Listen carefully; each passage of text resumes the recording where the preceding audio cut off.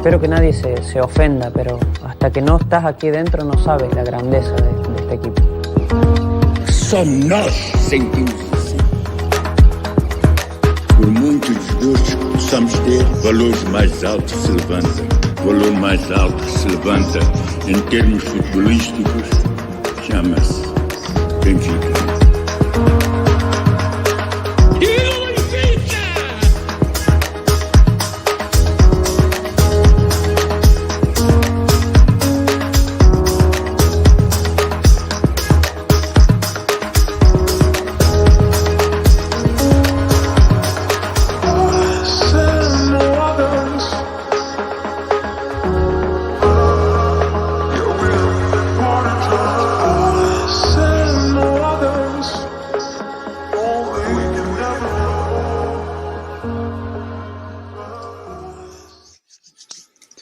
Good evening.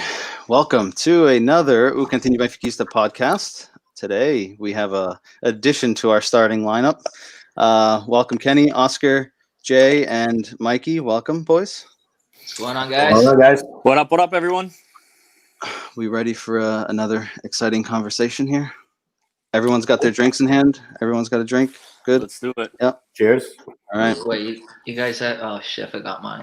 We'll get it.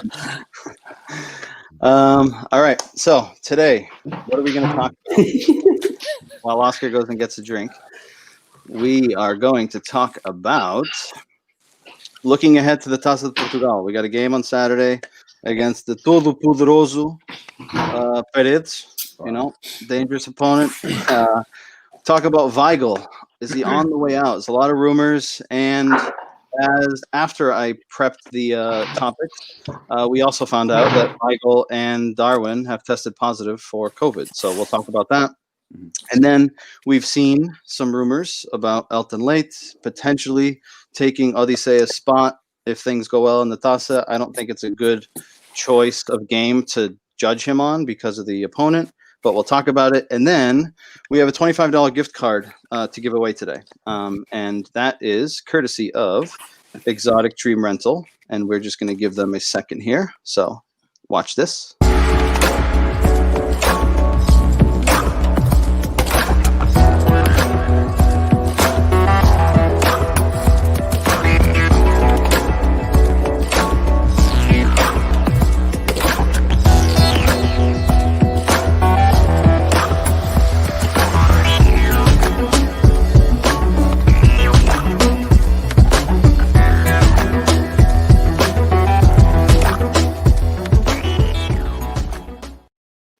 Exotic Dream Rental. Patrick, let him know we sent you. If you check them out on Facebook, you can book directly through their Facebook page. If you let them know that we sent you, we save $10 off per day per rental. So again, Exotic Dream Rental. Check them out on Facebook. But he decided to give away a $25 gift card today. Originally, it was a Starbucks gift card. There was some controversy. Somebody asked if it could be a Dunkin' Donuts gift card. So since we can accommodate everyone's preferences, Patrick decided that the winner of the gift card can choose the coffee shop of their liking, $25. Now, how do you win it? Easy. So we're going to show you a picture, and I'm going to post it in the live chat as well, so people can, or I'm going to try to post it in the live chat. I don't know if it'll let me, but there's going to be a picture, and what we want you to do is give us your best caption for the picture. It can be in Portuguese, it can be in English. We'll bring it up on the screen periodically to remind you guys, and then at the end of the podcast we will see who got the most votes. So write your comment, write your caption in the comments of the stream, and then anyone else who's listening, if they like the caption, you can like that basic comment that someone put there, and whoever has the most likes at the end of the stream will win. So if you want to win $25 gift card, tell your friends, tell your mom, tell your dad, your grandma, whoever it is, tell them to come and join the stream, like your caption, and you can win $25. So it's a little give and take here. We get more viewers, we get more publicity, and you guys get free coffee. So it works out well. So I'm going to show you guys the picture here. David Luiz getting his hair pulled by Cardoso. This has endless opportunities. I know a lot of Portuguese mindsets go in the gutter when you see this. Try to keep it clean. as much as you can. If you're gonna not keep it clean, preferably do it in Portuguese, just because I feel like it's a little bit more tolerable. So again, you can leave your comment in English or Portuguese. Caption this picture. Creativity is going to be important here. And again, for all of those who will be watching, whichever comment you think is the best or the caption is the best, like that comment. We'll show them up on the screen as they're coming in. And again, I'll bring up the picture periodically as we go through it. So again, caption this image, leave it in the comments of the stream. And for those others who are watching, like the comment. You can like your own comment for all that matters. You'll give yourself a vote. So you're already at a head start. But send your friends a message, have them join, share the stream, get some more viewers, and hopefully you will, at the end of the podcast, which we will announce it, get $25 gift card. And if it's a tie, all of our lovely faces here get to vote and break the tiebreaker. And fortunately, there's 5 of us, so it's an odd number, so we can't tie. Mm-hmm. All right. So let's see. We got a few comments here. All right. Mike's already got fans. Not even bad. All right, so Wait, Mikey, which Mikey G is that? There's 2 Mikey G's in the not me. Yeah. So Mike, how are you? Welcome to the podcast. Welcome to the chaos. I know that you've been watching. Yes, I am. Thank you guys for having me. Looking forward to it. Nervous? Excited? Excited. For sure, excited. Let's see, Bill. Welcome, buddy. Welcome. Thank Make you. sure you cover the ice, Oscar. Make sure you cover the ice. You cover the ice in New York.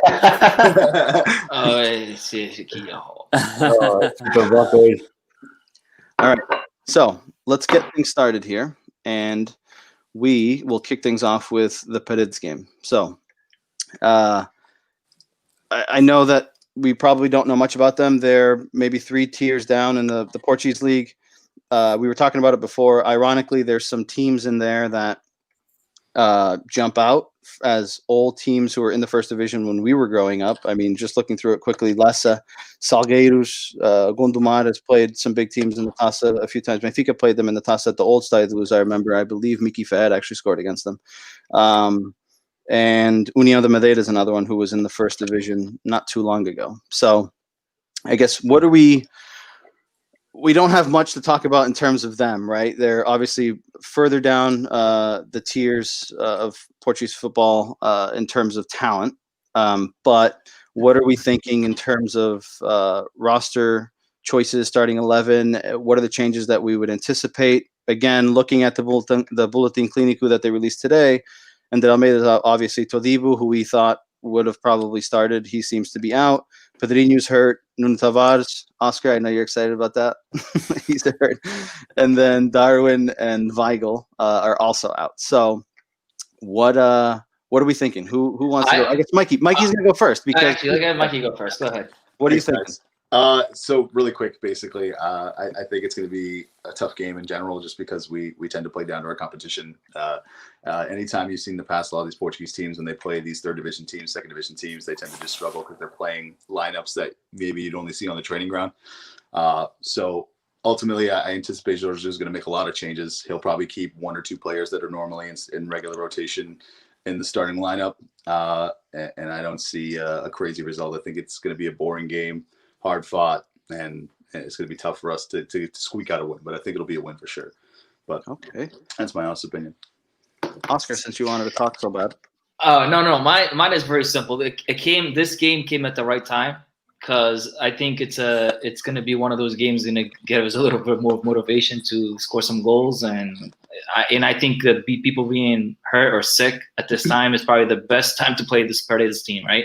But if I was in Jorge Jesus' shoes, I would play the backs, the starting lineup, because those guys need as much help as they can playing together, and I wouldn't put any bench players there, because they need to play together, because they need to get their rhythm to on point, which they don't have.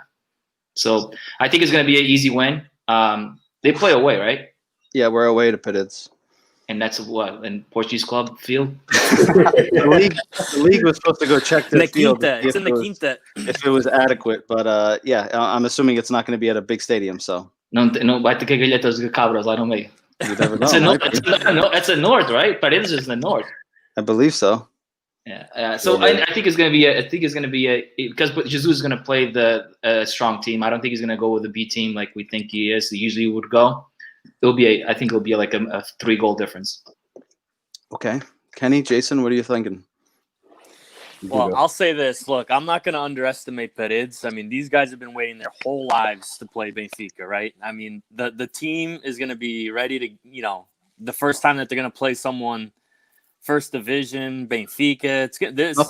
It's a big deal for them. Yeah. So, no, I'm joking. It's going to be It is. It's like us playing Western Mass Pioneers. No, I get it. It's a big game for them, but they don't stand a chance. I think there's going to be obviously I think there's going to be a lot of changes. Probably a whole new starting 11, but should be easy breezy. Beautiful cover girl. Is that L'Oreal commercial? Yeah. Yeah. No, I mean, it depends also on the field, right? I don't know how the field conditions are going to be. That could, throw a little wrench in the game plan, but I don't see it being a difficult game at all. Okay. Yeah, I kind of agree with what Oscar and Kenny are saying. I don't really. It's not like I'm taking them. Like I'm not underestimating them or anything, but like I just feel like Benfica is going to come out. This break I think helped them. Jesus can probably had a lot of time to play with their defense and try to help, even though the two center backs. That's why, Oscar, I think that the two center backs are going to be the ones that stayed back. I think it might be Farro and Jardel might get the nod since Tobido's hurt. Because we do need to give some of these, like our center backs are getting killed. Like they're just playing so many minutes left and right. I do think it's going to be. I don't think it's going to be a close game at all. I think it's going to be a 2 or 3 goal differential. But like I said, it's not I don't think it's going to be as hard as everyone thinks or as you guys think. But it's like you said, you still can't underestimate the underdog either. But we thought the same thing against. I just don't see it against this game. We thought the same thing against Montalegre, and like we Mikey won. said earlier, we won, but Arasquinha. 1-0 result. Yeah. Yeah. So it wasn't easy. It's the Transmontanos, dude. You got to be careful for the Transmontanos. Yeah. We should be able to this team with our B team to begin with. Like this team isn't like a second division. It's not even in the second division. They're like in the third division. There's a team named Maria the Font on their team. Like on the. That's your mom. Shout out to your mom. She had jersey. I wouldn't even know about. Should definitely buy a jersey. Like I know that we shouldn't underestimate them, but like we should beat this team with our B team, obviously, or even the C team. I don't see. I mean, we are playing. My biggest scare is we're playing away in a shitty field, and that's I think what happened to Montalegre. I think Montalegre at that time they even borrowed the field or like a stadium to play, and it wasn't even that bad of a field. No, it was theirs. They just brought in the lights. Whatever it was, I know that it didn't look that bad. I know that Montalegre gave us a fight, and I remember that game because I had a few friends that actually went to that game. But I don't, man. It happens once in a blue moon where we struggle against a team from like 4th division. I don't see it happening. I don't either. I don't either. But before we talk about expected lineup, Milford Varsity Boys, shout out! They won the league this past week. Congrats, boys! Our local high school that we all attended. I think Mike, you went there, right? Yeah, everyone. Yeah. So congrats to them. Shout out to them. Well done. And then before we go to the lineups, I just want to bring up the picture again. $25 gift card. Best caption wins. It can be in English or in Portuguese. Explain this picture in a comment, and whoever's comment gets the most likes wins. So remember that. Leave your comment in the stream. That's the key part, exactly. Just because you leave the comment in there, but if there's no likes on it, things could get a little tricky, right? So add your comment, get people to like it, split the gift card with them if you win. I don't care. Figure it out. But just get yourself to win, and then you can figure out the other part of it. And while I was showing this picture, Oscar fell off the stream. I don't know what he's doing. He might have spilled his wine on his laptop. No. I don't know. All right, lineups. Elton Late's obviously starting at the back. We agree? Mm-hmm. Yeah, I agree. Now, back line. Left back, I think it was obvious for Grimaldo with Nuno Tavares on the injury list.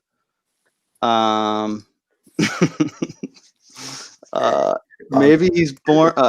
Maybe he's born with it. Maybe it's Benfica. Creative on Toy. I like it. So, and you can comment. You can leave more than one caption. I'll leave that out there as well. So, I think Grimaldo was the obvious choice. I think Grimaldo was the obvious choice, but with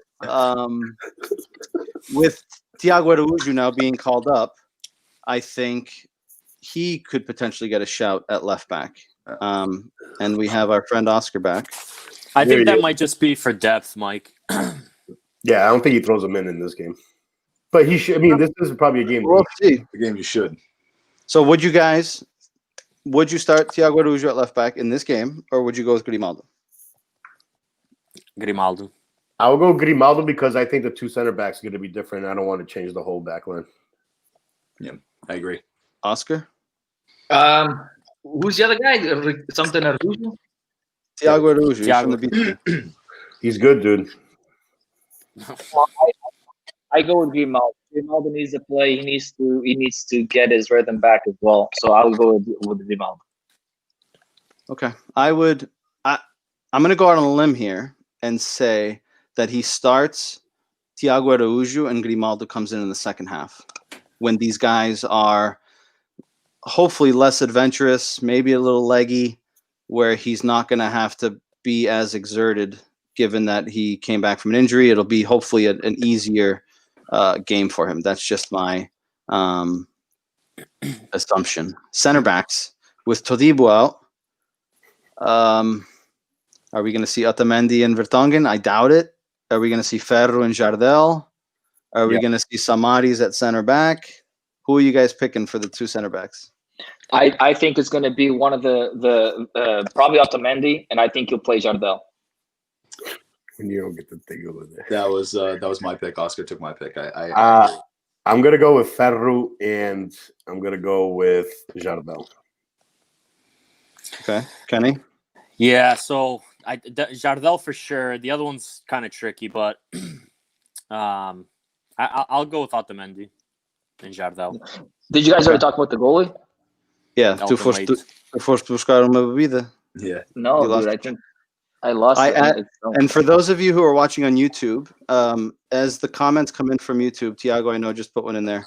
I've added that comment to the stream. So anyone who likes Tiago's comment, which I put his name next to it, like the comment that I just put. So that's his voting. So Tiago, you can go or have someone vote like my comment. You can have one vote and you can get an advantage. So, all right. So center backs, I think Jardel starts. And I've heard rumblings of Jorge Jesus getting upset with Samaris.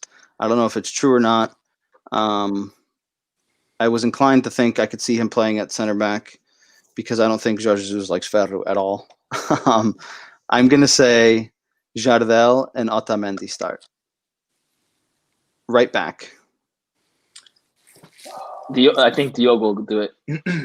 Diogo will play. This would be a perfect game for Gilberto to do. He's going to look like a superstar. I would like Diogo Gonçalves to start, but I think he's going to start Gilberto. And I agree with Mikey. I'm going with Diogo.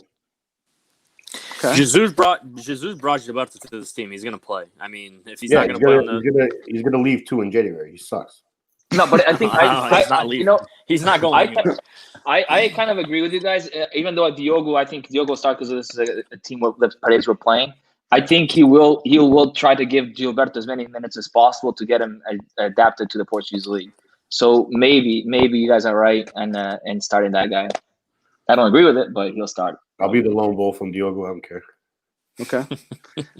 In the midfield, I guess Jorge Jesus likes to play the two in the middle. Who do we think is going to play there? Are we just talking to two center backs? Center mids? Yeah. Ooh. Weigl can't play. I go Gabby Peasy. Damn, you think he's going to put all our top guys out there? I think he plays that lineup. Although those two guys didn't go to the national team, so I guess they should be rested. I'm going to put those two guys, but I'm going to switch up my wingers too. Okay.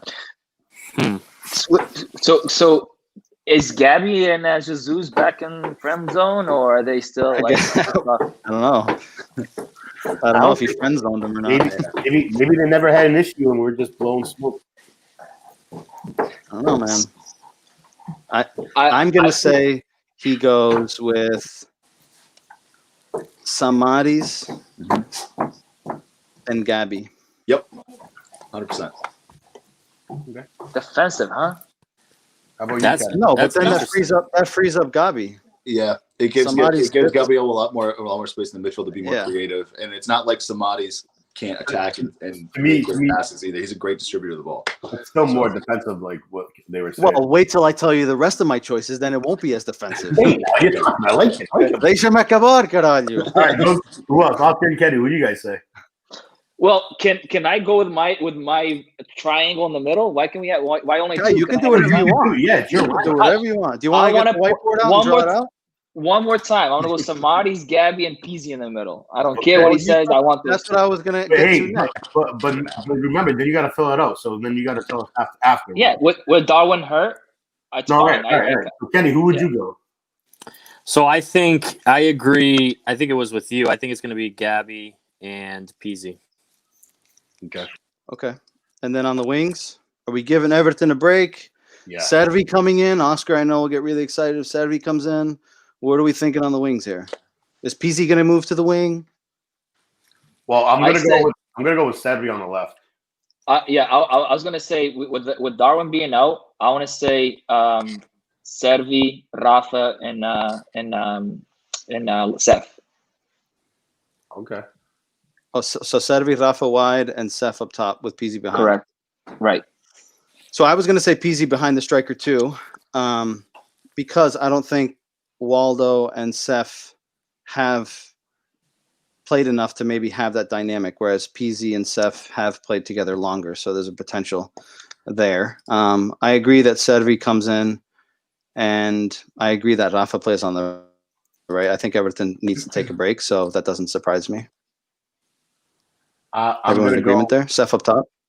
Yeah. I mean, Yeah. to finish my lineup, I'm gonna go Servi, Rafa, and I'm actually gonna go Seth and Gonzalo Ramos start up top. Dude, I was going to say the same thing. I'm going to say, I can't believe I'm saying this, but I agree with that. I literally was I going would to like say to the see same him thing. get some minutes. Record this. He agreed. Yeah. I never agree. First. All right. So we have our lineup. Hi, bro. Wait. So who you guys at top three over there? Who you guys have? Gonzalo. So I have Gabby and Peasy playing in the middle, and then I have Servi, Rafa, on the wing, Rafa, and then Gonzalo Ramos. Steph. and Steph Rafa. Yeah. Okay. Be interesting to see if he plays. Like, At least from the start. It's a lot I think of he's got to play. You got to give the kid a game too, man. We're Correct. playing- This is the game. This is the game that you give him too. But you know Jorgeão is chato. Yeah, but So- then you honestly, if they start sucking, then it's when you bring Luca off the bench to come in for Gonzalo. If he sucks, you have options on the bench. You have a lot of good players sitting on the bench. I think one way or another, I think Gonzalo's going to see the field. Yeah. Starts Come in. it. Yeah. I'd like him to. It'd be great to start implementing him a lot more. I would like to start him, but you're right. You could probably start Luca, then bring in Gonzalo in afterwards. Okay. Before we do the predictions, we have a new addition to the podcast. He just joined us, so he's going to be a substitution. We'll have a 6-man panel here. But before I bring him in, again, I want to remind you, $25 gift card up for grabs, courtesy of Exotic Dream Rental. The way you win is add a caption in the comments to this picture. It can be in Portuguese. It can be in English. Caption this picture, put it in the comments. And the way you win is whoever's comment or caption gets the most likes. So again, you can like your own comment if you want to vote for yourself. If you think your comment sucks, even though you put it, you can vote for someone else. It's indifferent. If you want more people to vote for you, get your friends, your family, your mom, your dad, whoever it is, have them join the stream, share it out, get some likes. And then at the end of the podcast, before we jump off, we will look at the comments and see who got the most votes, and we will announce the winner. And then winner gets a $25 gift card to the coffee shop of their liking.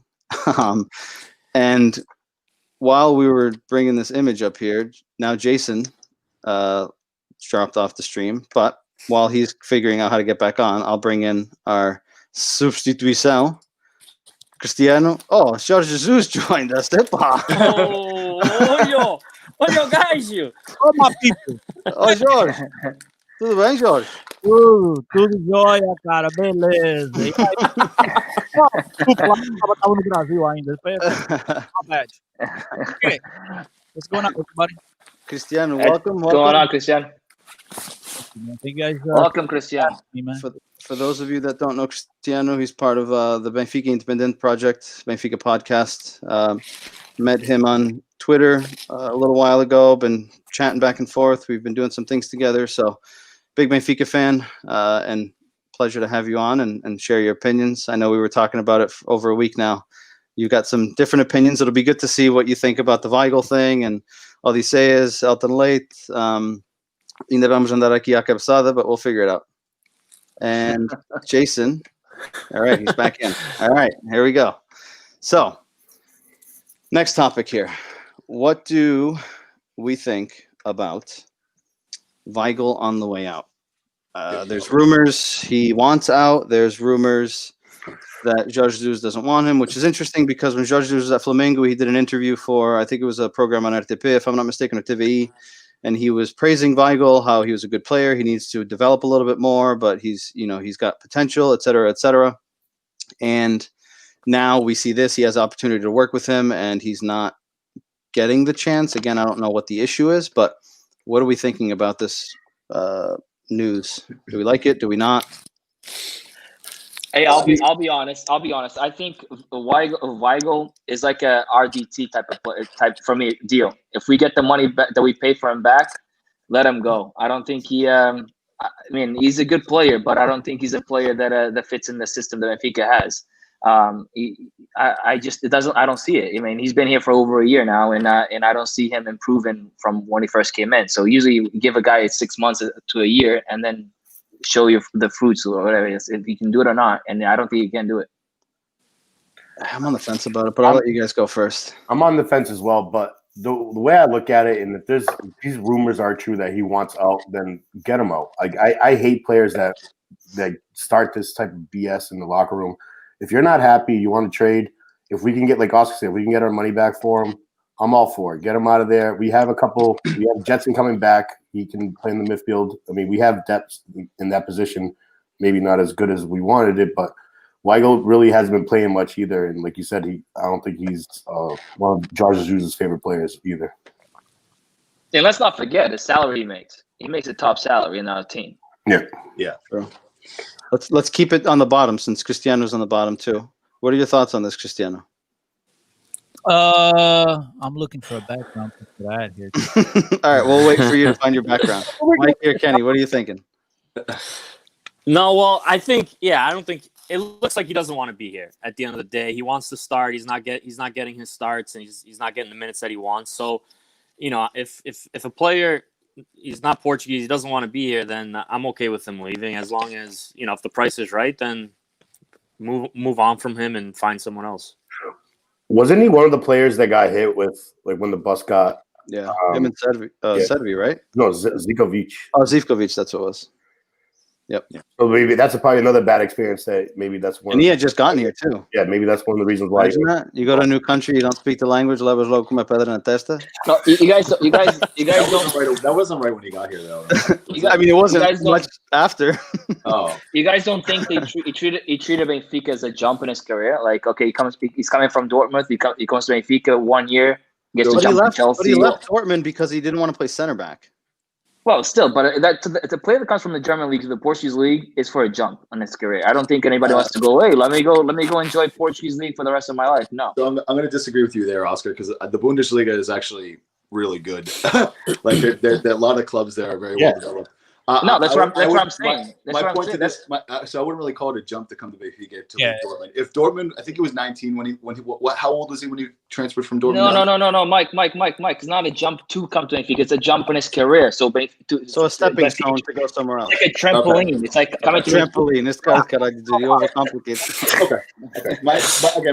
My only gripe with him is I've never he hasn't. I agree with Oscar in the fact that he hasn't really performed, and obviously you give a player time, but he really hasn't. If a club like Dortmund was willing to give him up at a young age like that, then they clearly weren't getting enough out of him either. So again, it doesn't surprise me that he wants to go. He has an opportunity right now. I think he has an offer from Valencia, and there was also a rumor on the court. There's a couple of clubs in Italy. Send him away. I'm all for it. We could honestly go get Florentino back. And what do we pay for him? 20? Yeah. Something like that. It's like 2025. If we get 2025, see you later. Have a nice day. Peraí. You don't. With all due respect, you don't. We love Benfica. We all love Benfica, but you don't call going from Borussia Dortmund to Benfica a jump or a stepping stone. It's kind of like a step backwards. It's kind of like, let's reset. Let's see what we could do. Let's market ourselves up. Let's play well, and let's get other big sharks involved or interested in my services, and then maybe we'll explore that at a certain time. But right now, it's about just getting my career back on track, and I think that's what it was. It was maybe Oscar. I'm pretty sure that's what you try to say. Using the jump. Yeah, no. God damn it, guys. Ele não sabe falar inglês. Ele mal fala português quanto mais inglês. English is my second language, God damn it. He said a trampoline. We were all saying like stepping stone, this, and the kid says it's a trampoline. Like, what the hell? 10 minutes. Weigl was not starting in Dortmund, right? He was like basically he was not getting used like he wanted to be used. And for him, as a person, his own career, he wanted to come to Benfica to restart his career. So it's like coming to Benfica is a jump to restart his career to bigger clubs. Like everybody does, coming from Brazil. They go to Benfica they know that eventually, like Everton. Everton is a Brazilian international. They come to Benfica in order to get to Chelsea or to Manchester United or to Juventus or to Barcelona. So you don't think this German guy coming to Benfica coming step backwards? Of course, it's to jump his career to a bigger club. But he went to we obviously think Benfica is the best team in the world, but like we're talking from like Dortmund to Benfica to him, like it's a step back. 100%. Yeah, and then but like we obviously Portugal, he can probably develop his game a lot better, and he can showcase his work and to go to a big club. I know what you're trying. Yeah. It's to restart his career, basically. It's not to restart it because he's young. So it's to basically have a better chance of jumping to a big club. Accelerate his career. That's what it was for. There you go. So there's a guy that taught me English when I came from Portugal. Only took us about 10 minutes, but we got the word. I guess while we're on that topic, do we think it's going to be a loss for us if he leaves? I think as a player, he's probably our best in that role overall, I would argue. I know Gabi can play that role, but he's not really that role. He's really the closest player we have to a true 6, apart from Samaris, who used to be an 8 and is now a 6. But do you think that us letting him go, if we don't invest it properly, that we're going to be in trouble? Because now we lose a guy of his caliber who's got young, fresh legs, right? And then we're stuck with, guys like Samaris, who is injury prone. Unfortunately, I love the guy, but he's injury prone. And then we got Gabriel, who's not really at 6. We got Tarat, who he's trying to put everywhere. And I know Cristiano loves Tarat, so he's going to have plenty to say about that. But what are we thinking if he leaves? He's not leaving, Mike. He's not leaving. And if he leaves, he'll only leave at the end of the season. He won't do it now. Benfica, it's going to be difficult to replace a player of his caliber at the winter transfer window. I think it's when you get to the summer, you open up the shopping window for everybody else to come in and possibly buy him off Benfica. Benfica can make as much money as possible. Right now, it's about bringing in the adequate replacements to strengthen the rest of the roster. And I think that's what Benfica will be interested in doing here in the winter transfer window. I think we need a legit number 6. There's no guy on this team right now that's that defensive force. That we had a guy in Florentino, but again, he's too raw still to some extent. Jorge Jesus didn't think he needed a true number 6, and now we can see he's been mistaken by that. But because I think his initial idea was, look, for the Campeonato Português, bro, I'm not really going to need that defensive force. I got enough on the defensive back line. And with Gabriel and at the opposite of the world, we're just going to possess the ball. It's about possessing the ball with the exception of playing a game or two against Futebol Clube do Porto here and there. Everybody else, we're going to dominate possession. And I think it's backfired on them. And I think they will try to rectify that mistake come here in the January transfer window. As far as Weigl, look, he's a quality player. This is a player that's played on the German national team. This is not exactly the Guatemala national team. No disrespect to those countries, but this is big boy soccer. So the guy did not forget how to play soccer since he's arrived in Lisbon. He's still a quality player. For one reason or another, JJ hasn't been able to fit him into his system, but he has the ability that from one day to the next, he'll take advantage of his opportunities, and he might just stick in there in the starting lineup going forward. Now, I think they need to. He's not a 6, and he's not an 8. Jesus needs to figure that out. I think my boy Tarap needs to play because he brings the creativity, but we need to figure out who else is going to play alongside Tarap. I don't think it's Gabriel. I don't think it's to me the one guy I would actually give an opportunity. I would like to see the Weigl and Tarap combo, but that's just me. Wait, they gave those two a combo. I mean, a chance playing together, and they didn't do too good. Sim, mas jogo testa mais. Yeah, I agree with that. I don't know. I don't see those two combining good. I think that Tarap plays with the. I think he smokes a joint before he plays every single game because he's like going at a million miles an hour for like he shows up to play. I don't know, man. He just looks like all over the place, all over the field. I've never smoked any type of joint in my life, but when you smoke a joint, wouldn't you be more relaxed? I maybe if you're spicing it up with other things, maybe. I don't know. Maybe ecstasy. I don't know. Maybe he's got to smoke a joint so he'll relax. I mean, it shows week in and week out when you look at Jorge Jesus' confidence in these players because he's constantly changing between duplas in that center midfield position. So it's like I don't know, what the answer really is, especially now the fact that Weigl wants to go or what the answer is going to be, especially since Samadi's injury prone. I mean, it's a huge hole. I mean, again, it's something that we really need to attack in the January transfer window for sure. I personally think that Jesus is really trying to make Gabby that 6. He's really trying to work him to make him that 6 because we really right now we don't. Besides, we do have Weigl and we have Samadi's, but I don't think he has trust in those players. Hey, I'll tell you one thing. The player he's playing. Jesus did turn Enzo into a 6. And it panned out really, really good. Yeah, Enzo was he was more of an 8 than a 6. Yeah, but you can't compare Enzo to Gabriel, dude. Enzo had a fucking Ferrari motor, dude. Gabriel's got like a Fiat compared to him in terms of motor. Gabriel's got more creativity. He can pick a pass. He can put the ball where he wants. But Enzo Perez, dude, tinha motor, dude. That guy he would run through you. He would run over you. I miss that guy. I have a question for you guys. With Jetson coming back, do you see us getting? That's maybe why Weigl's leaving, or because Jetson's got to make room for Jetson if he's coming back from. I think Jetson comes back. Entra para a porta da frente e sai para a porta de trás. I don't think he's going to end up getting a chance at this time. The kid needs to play, and I think the kid is good enough to play on this team. I don't disagree. I think he's a type of player that we could use. And we need a number 8 because I'm sorry, I know Cristiano likes Tarab. No number 8 is really working for us right now. Tarab makes too many mistakes, too many bad passes, too many. It just bothers me. And then I'm not gonna lie, he comes up with one good play, and then you're like, damn, that's good. But then he does 4 other bad things. It's just something has to give. We need a change in that center mid. And I think. What do you think about this? What's your opinion? I think the answer is that we need to hit the transfer market and get a true 6 in here. That's the bottom line. But I think if we hit the transfer market, I think there's only one option that's coming in, and I think we all know who it is.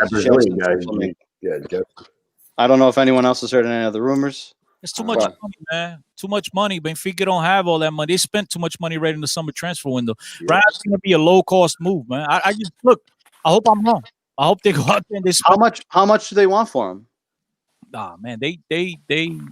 I don't know what the rumor was, but they were talking. I mean, he's got a high release clause. Wasn't it 30? Wasn't it 34 for both of them? Rick and Gerson. I don't know what the final numbers are. I know that he has a high release clause, and they made the boatload of money, as you guys know, after winning the Libertadores and the Brasileirão and all that crap. Yeah. They're not in a position where they need help financially. So I think, and then on top of it, let's not forget, we didn't do them any favors by stealing their coach. So they're sure as hell not going to do us any favors in return. So I would love to have a player of that caliber. I just don't think Benfica will have enough money right now at the January transfer window to invest that type of money. I could see, a player that probably we're not even thinking about, but I'm pretty sure they're doing their homework as we speak. But I think it'll be a player a little bit cheaper than a guy like the player you're talking about. What if Weigl does leave? Do you think we reinvest that money? Do we think we try to force him out to reinvest that money? No, I don't think you try to force him. I think, like I said, as I stated before, I think if he leaves, it'll be at the end of the year. It won't be now. Unless for that they can't refuse, but I don't see that happening. The guy hasn't played with regularity. It's not like he's killing it. You know what I mean? Teams see that he struggled a little bit to whether it's tactical, whether it's just coaching decision and style. But he hasn't really come in here and torn the league apart. So I think again, with the right opportunity and the right, I still think Weigl is going to be a caliber player. I think they need more than a game or two, man. But the problem is that Benfica is, Mike, we talked about this last time I was on a program with you. Benfica doesn't have the luxury of sitting there and experimenting and like, oh, it's a bad result. Okay, we'll get them again next week. No, Benfica has the pressure winning week after week. And so I don't know how much wiggle room they're going to have, especially with the latest performances, right? And now you're falling 4 points behind Sporting. Good thing about that is that Sporting, we're accustomed to them being oh, boy. Yeah, I really like this guy. There's a lot of Sporting fans in the comments. I can't wait to see them coming through. Let me ask you guys. Off, right? Let me ask you guys this: do you think there's something to say with the player from Brazil putting pressure to make a move in January? Like Lucas Veríssimo just kind of did with Santos, like kind of. I mean, I know the money's one thing, but I feel like there's also a lot of pressure on the club to do right by the player. If the player wants to leave and make the jump to Europe as soon as possible, that's I think there's a lot to say with that. And don't forget, before everyone else jumps in, Flamengo just fired their coach and just went and hired Rogério Ceni. So they're not doing very well either. So that might be another motivating factor for someone to want to force their way out. Don't get me wrong. I don't doubt that the player will want to leave and come back to Europe, right? He's already experienced Europe and it hasn't gone well. But I don't doubt that he'll want to come back. My doubt is that Benfica is going to have the money to go get him. And that's the thing. You just brought up Veríssimo. Santos is in a totally different situation. They're dying financial need. They need money. Okay, so they need it. 5 million to them is a lot of money. 10, 15 million for Flamengo. Flamengo is the richest team in the country. We're talking about a country, 200 million people. They got 40 million saucers. They're not exactly struggling financially. So I don't have any doubt that Gerson want to come back to Europe. It'll just be, will it be the right number for Benfica? That's the only question. Makes sense. No, but wait, but you have to understand. Like we have Gerson, Adele, Gabby. All those guys, don't they play more or less the same position? So we have to get rid of one of the guys that they cannot be in the same. That's like more adding more problems to Jesus to pick a starting 11. I think we need to figure out like what guys leave for Gerson to come in. Yeah, and I think if that was to happen, Weigl has to leave. Either Weigl or a guy like, unfortunately, who I like, but Samaris because he's the highest paid out of that group, apart from Weigl. So I think he's not worth anything, and so that's the thing. Weigl makes all the sense in the world if you exactly invested in him, because then you could reinvest that 20 mil, right? The Samaris of the world is going to bring you back 5 mil. Yeah, he's going to make you 5 mil. He's not going to give money to get Gerson. Exactly. If anything, you're going to get rid of Weigl to get Gerson. If you want a Gerson in your team, that's the only thing that makes sense to me. Yeah, that makes sense. And I agree with that. You only see a transfer if we sell. At least that's what I think. Okay. I want to give a shout out to Joaninha here. Good thing about Sporting is they're only on top until Christmas. It's a common trend. Everyone believes it. And then Dom jumped in with good thing Porto. They're only on top at the end of the season. Easy. Name five. Not naming 5 players on that team. Before we go to the next topic, I just want to remind everyone: $25 gift card to your preferred coffee shop. Courtesy of Exotic Dream Rental. The way to win it is you caption this picture. Add your caption to the comments. Whoever's caption gets the most likes will win the $25 gift card. Again, add your comment to the live stream. People can go in and like your comment, scroll through the comments, like the one that you like, that you think should win, and then the winner at the end will announce it, will win the $25 gift card. If it's tied, all of us will decide who wins. Hey, Mikey, is that the same $25 gift card you promised me for coming on the show? Yeah. That's a different one. All right, next topic. I like Denny's. Hold on, let me see. I got to update here. I fell behind. Let's see. Charlie, right? To get a whack. Is that hold on. Peasy leaves. Patrick says Sporting equals trash since I can remember. Paul, Sporting's already played Porto Guimarães, hasn't lost. Sporting will drop points, but so will everyone else. So, Cristiano, just for context, Paul is a big Sporting fan. Him and my cousin Jonathan. I haven't seen him pop up in the comments yet, but he's a big Sporting fan. They haven't seen Sporting win a campeonato. They're on diapers still, though. All right. So before we jump into the next topic, again, don't forget, add your comment. People who like it, you'll win. You'll win. There's Danny's. You'll win $25 gift card.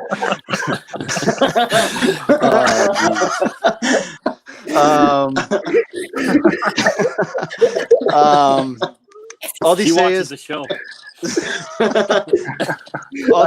hope he's watching the show right now. Oh my god!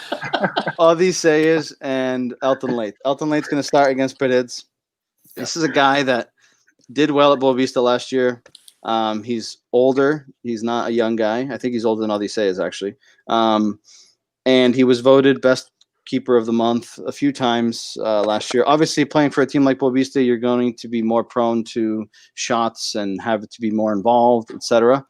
But I'm of the opinion of my only downfall with Odysseus, who I like, is coming out of net. He's very uncertain to me. And for anyone who remembers Nenu, for example, he was the same thing. Nenu, in between the posts, he was good. Coming out, he was so undecisive. He didn't know if he should come, if he should go, if he should stay, what he should do. Roberto was a separate case. That guy was a Lambal. But that's my only frustration with Odysseus. I like him. I think he's a good guy, a good keeper. He's young.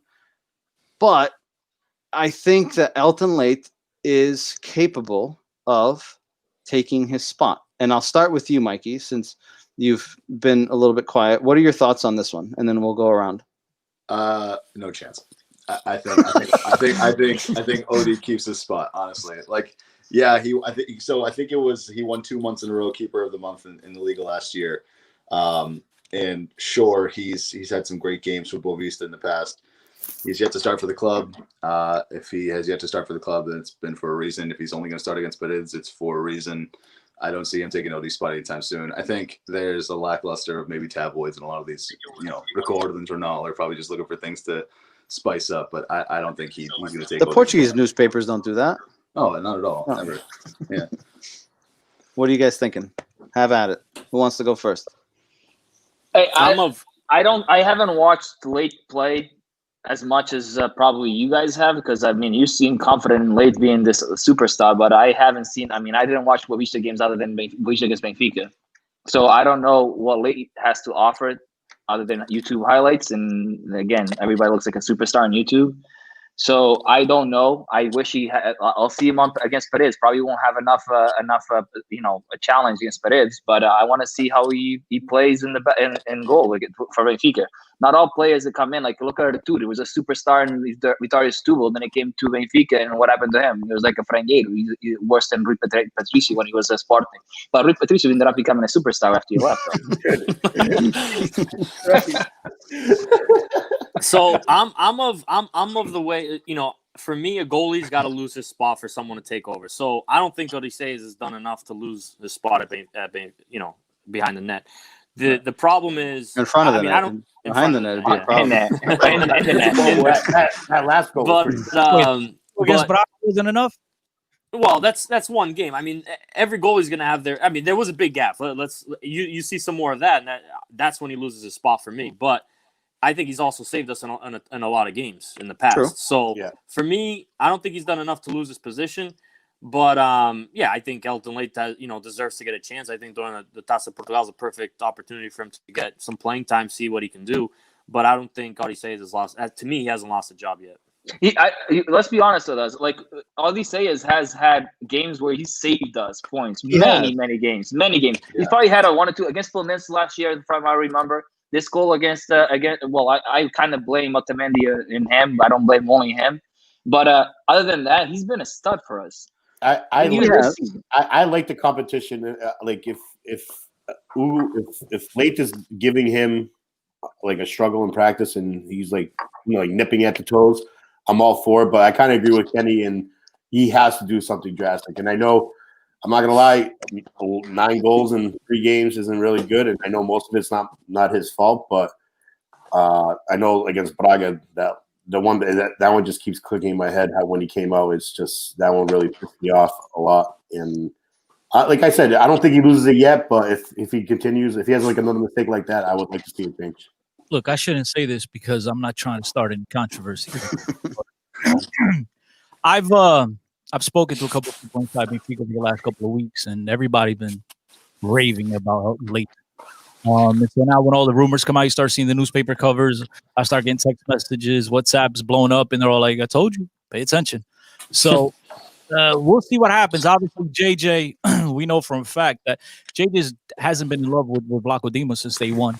I think if Benfica had a little bit more money in that budget, they would have gone out and gotten another goalkeeper this summer. Just there was other more holes that they need to plug up rather than the goalkeeper this offseason. But again, look, I think Helton is, as Mike said, he's played well at Boavista in the previous seasons. He's a caliber goalkeeper, goalkeeper per se. And we'll see what happens against Madrid. But I think it was Mikey or Oscar, one of you guys just said he's not going to really get that much. We don't expect him to. If we do, we're in trouble. But he shouldn't get that much action against a team like Madrid. So I don't think it'll be enough of a sample for us to really grade him on it. Yeah, it's a tough one to choose. Or it's a tough one to judge him on, right? Like, I would hope that the chances that they do get, he does well, right? But the likelihood of him getting many chances to show himself are probably slim. But he might have a chance to score because if the field is small, look at Ederson could kick the ball from one side to the other. Maybe he has a kick. I don't know. Does he? We haven't had a goalie like him in a while. But Ederson was in a category all by himself. Yeah, holy crap. He was a special kind of goalkeeper. Those long balls are unbelievable. Again, I want to remind everyone, we're getting towards the end here. $25 gift card, your preferred coffee shop. Caption this picture in the comments. I'm going to start scrolling through shortly to see what we're looking at for numbers. I hope we get the vote. But man, Danny's strong with six votes right now. Dude, Danny's so funny. So again, leave your comment in the live stream. Caption this picture, and the winner who has the most likes on their comment is going to win the $25 gift card. Again, to your preferred coffee shop. In terms of predictions, what are we thinking for Saturday's game? I'll start. We can go across the top and down through the bottom. I'm going to say, again, it's a game where we would be expected to win, but it's a game that the other team has nothing to lose. I think the first goal is going to be the hardest. But I think once the first goal goes in, it could be bad, depending on who they play. I'm going to say 3-0 for Benfica. Let me just write this down here so I make sure we got everyone's predictions. All right, 3-0 for me. Kenny? So, yeah, I completely agree with you. I think the first one's going to be tough to get by, but once we score, it's going to open up. So I think 4-0. I'm going to go 4. Okay. Mikey? I am sticking to what I said earlier. I'm going to say 1-0. I think they're going to play down to the competition. I think it's going to be a rough game for them. Oscar brought up a great point earlier about the pitch. Now it kind of has me kind of a little bit scared about Grimaldo if he ends up slipping and getting injured again. Dude, 1-0? I don't know if I can handle that. I think a 1-0 result is what we're going to say. I don't know if I can handle that stress, dude. Oscar? I'm going to go with a 3-0 as well. And I think it's going to be the first goal is going to be in the first 5 minutes. Scores. 5-6-0, pa. 5-6-0. To me, it's going to be one of those score first 20 minutes we're up 2-0, and then second half we start putting in some scrubs that never play. O que tu tens aí nessa garrafa? É água? Vlad, I'm a little bit older than you guys, right? I came up in a time where these jogos da Taça de Portugal contra these little small towns, I don't even want to call them clubs, towns. Era chapada torta e direito, bro. We gotta go back to those days. Preach. And with JJ, you know JJ's the type of coach that when it's 4 or 5, he doesn't say, "Oh, come no." He's like, "What up?" He starts pushing everyone forward. He starts the Ferrari up. He's ready to go. Ferrari vermelho, let's go. Dá mais gasolina nisso. I agree. Oscar, what was your prediction, Oscar? Huh? What was your 3-0. prediction? 3-0. 5-0 for me, bro. Easy. Bora, Jason. Tu também. Bora lá. I'm gonna do one higher than you. 6-0. Jay's predictions are always inflated. Always. I'm always the one that I got more right than all of you guys. That's all I know. Man, you guys can go back and check the tape too. 6-0 in the first 6 minutes. Jesus. For this. Paul says, think you can see 3 again. Go with the trend. Não te digo. Este Paulo, Sportingista, eu convidei-o para vir aqui falar and he didn't take the invite. Está com medo. Paul, if you want to come talk and defend Sporting, I'll send you the link. Juntas à conversa. We'll put talk. you in the middle, babe. We'll put you in the middle. Hey, you know, the good thing about Paul is that we're going to be playing Sporting after December. So by then, we're already in front. Oh, boy. Come on, Paul. Opa, recebi aqui uma mensagem agora a falar do Sportingista. Somebody that's listening to the podcast and he told me to say Sporting é como os golfinhos. Vêm cá para cima, fazem umas palhaçadas e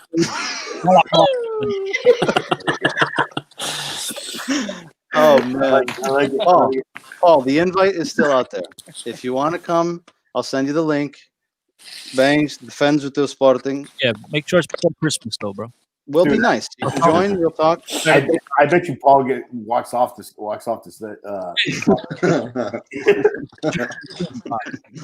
All right. So before we wrap things up, we got a game here. We got some names in the bucket. Mix them up a little bit. Pick 2, and you tell me who you guys would put on your team of the 2 choices. People in the comments, feel free to add your choice as well. And again, don't forget, $25, courtesy of Exotic Dream Rental. Caption this picture, leave it in the comments. Whoever gets the most likes is going to win $25 gift card. Again, it can be in Portuguese, it could be in English. Se queres dizer algumas asneiras, you want to say some bad words, go have at it. Just don't use the C word. Yeah, C word's out of the equation, but I guess you can use everything else. And if you're gonna say bad, in reality, what do you guys think that David Luiz was saying after Cardoso grabbed him? He's like, dude, que pariu, véi! Não, he's like, o Hulk é rápido, cara. O Hulk é rápido.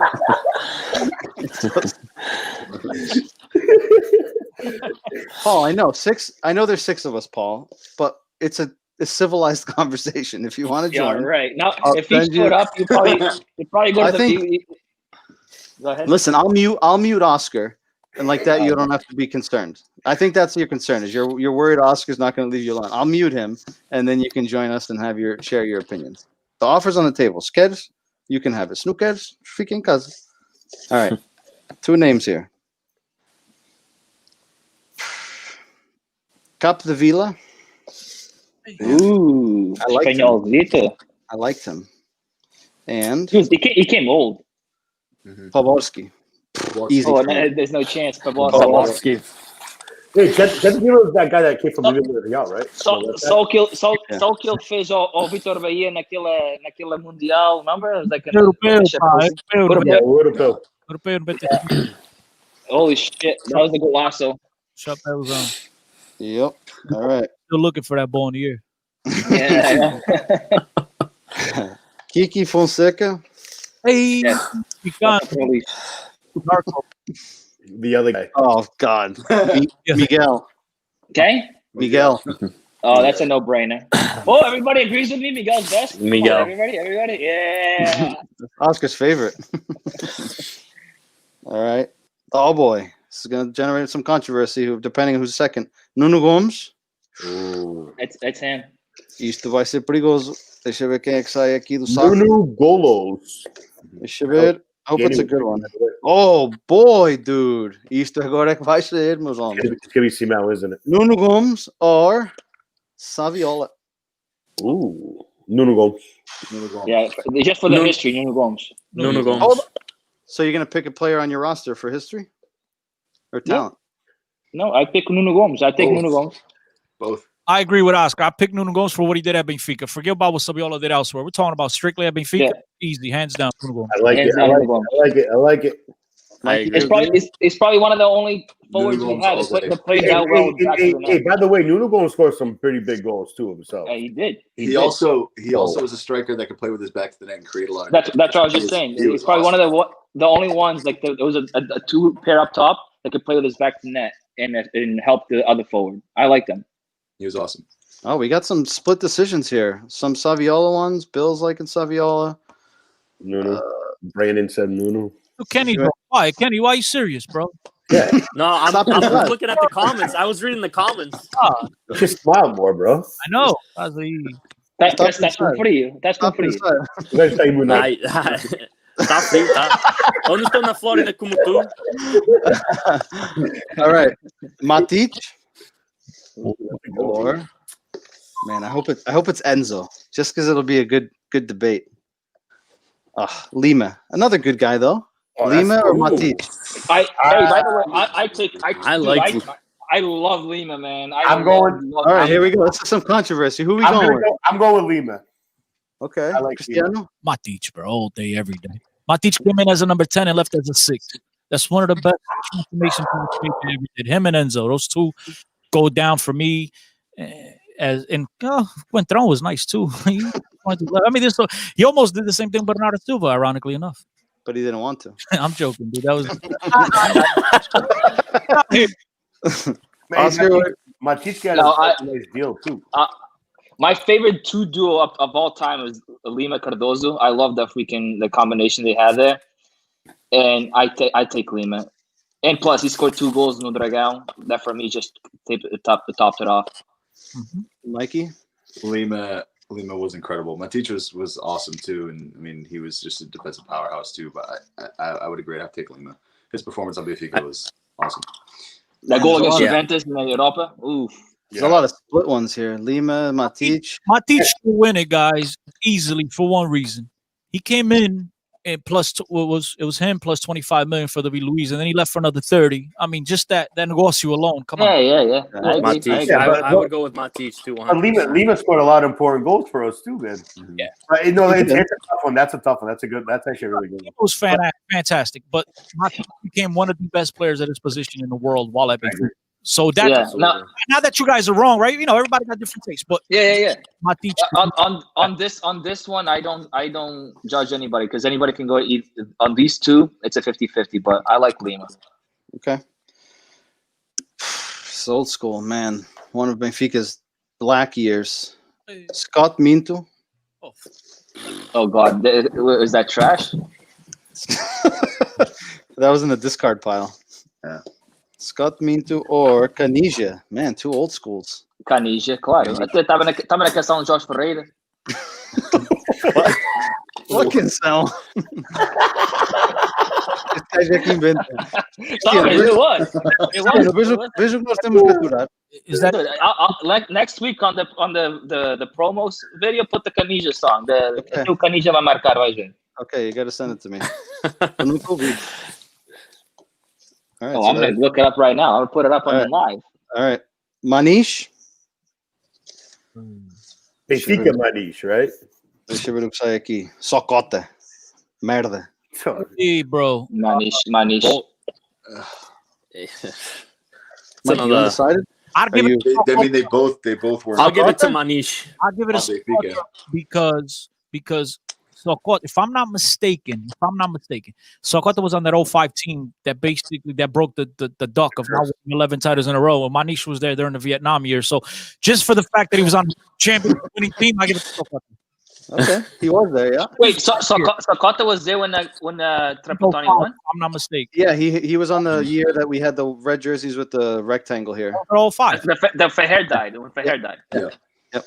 I think if I'm not mistaken, Socota was on that team that broke. Yes, so I think Socota was on the pitch when Ferrer collapsed. He was there. He was on the pitch. He was the one that was next to him calling for the. Yeah. Yep.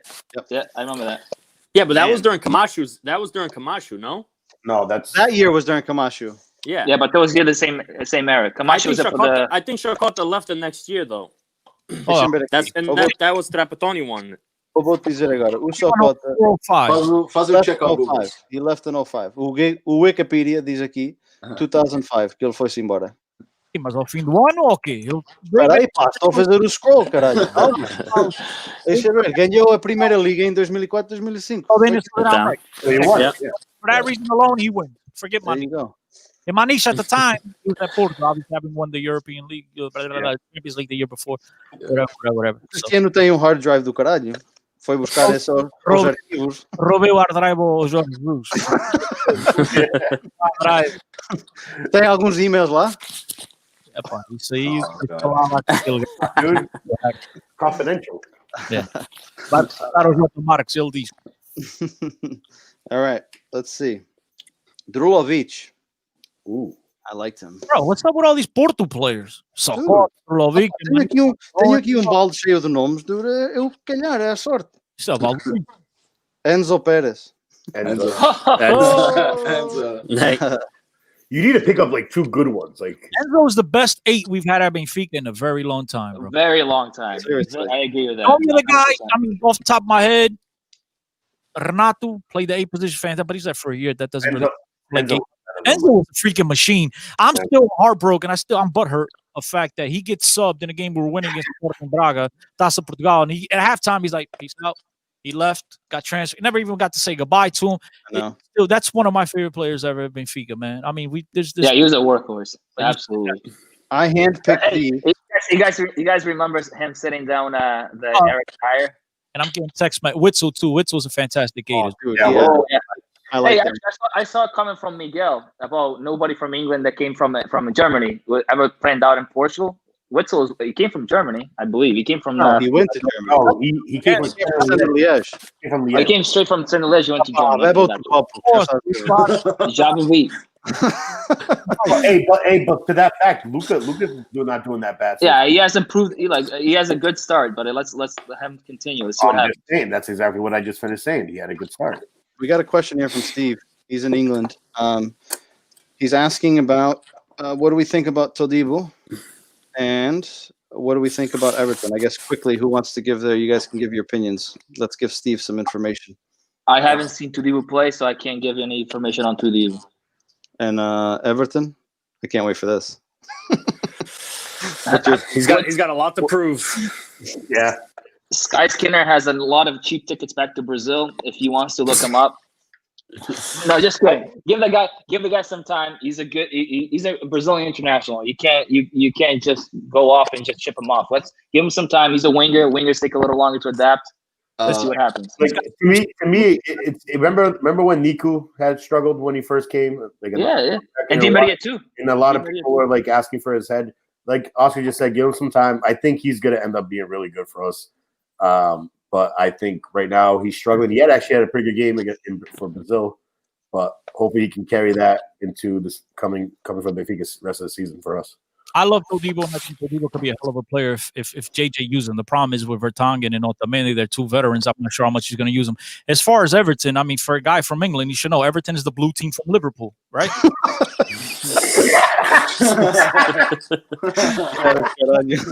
That's a good one. Kenny, Mike, anything yeah, I mean, I haven't seen Todibo play, so I can't really comment on him yet. But in terms of Everton, he's really frustrating to watch. On the left, I feel like he's only shown us 2 sparks. He had that goal early on in the season against Famalicão, and he had that little backheel flick to Luka against Weigl. Aside from that, he has a hard time connecting with whoever's playing side back because he always wants to push towards the middle. I know we talk about Pizzi doing that, but he does that a lot if you watch the games.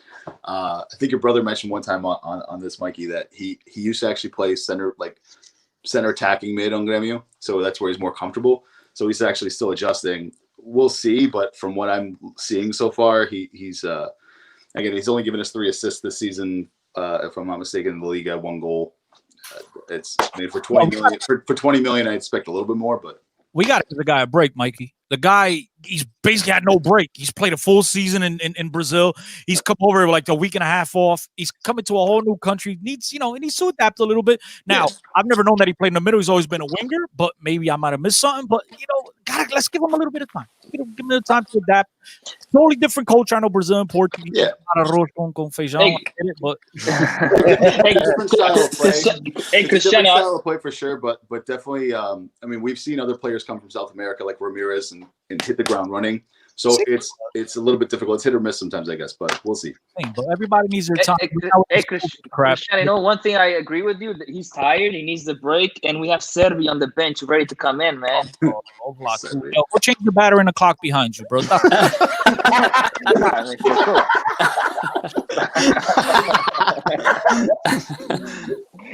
get a new one, dude. Just get a new clock.